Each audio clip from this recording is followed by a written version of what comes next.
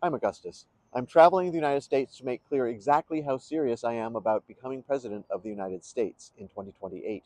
I'm here in Carson City. This is the heart of the Silver State, a place where the granite peaks of the Sierras meet the wide open sagebrush of the Great Basin. I'm standing in front of the Nevada State Capitol. Its silver dome and native sandstone walls are a tribute to the pioneers and miners who forged this state out of the Comstock lode.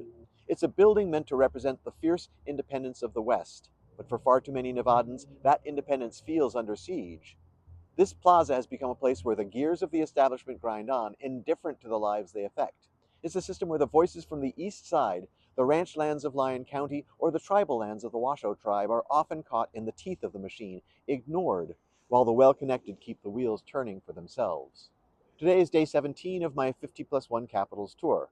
My plan seems obvious and necessary to me, but behind me in these legislative halls and for other presidential candidates, it could be considered off the wall.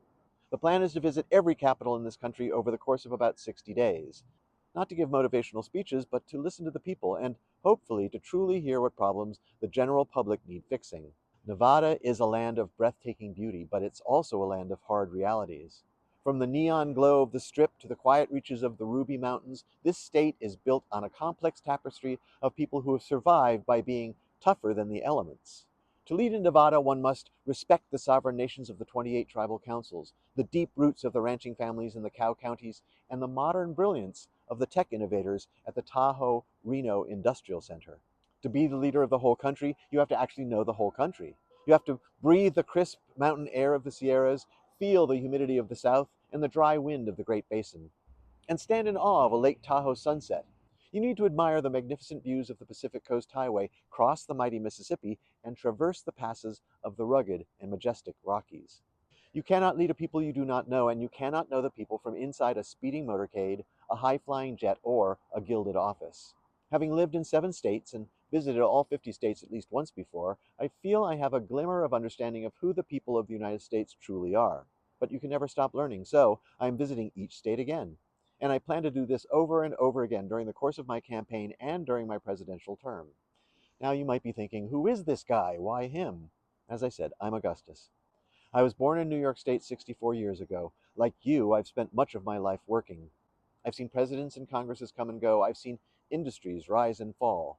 And I've watched as the people who keep this nation functioning, the teachers, the nurses at Carson Tahoe Health, the tradespeople building the new battery plants, are treated like line items, not people. But is he qualified, you may be wondering? The Constitution says I am. The more important question is, what makes someone qualified? For me, being qualified means that a person is working as hard as they can to help the most people possible. Look at the people who currently meet in the Capitol and in Washington, D.C. How many of them are actively working to make your housing in the Eagle Valley more affordable or your water future more secure? It seems to me that many representatives have forgotten the primary requirement of the job, remembering who they represent. They shouldn't represent the lobbyists. They shouldn't represent their party, and they definitely should not represent the ultra rich. Your representatives, including the President of the United States, should represent you. Period. I stand for the people, not for corporations that treat their employees like disposable parts, not for the ultra rich who treat the law as a suggestion, not for the special interests who think their way is the only way. I believe in a land of freedom and opportunity, not a land of out of reach signs and skyrocketing rents that push families out of the neighborhoods they helped build. Why consider an unconventional, unaffiliated candidate like me? Maybe it's because you're exhausted.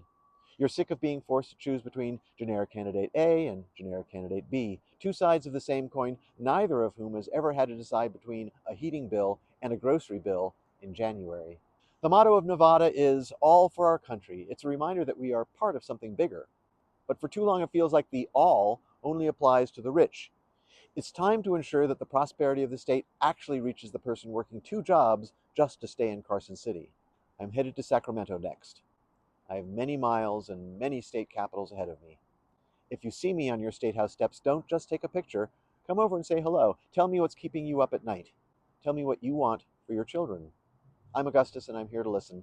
I'll see you on the steps where you live.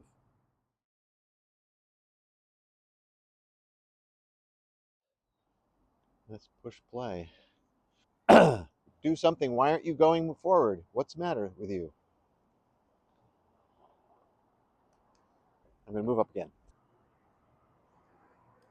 My good side? Do I have a good side? I don't know. But I am Squinty McSquinson, so squint on, Augustus.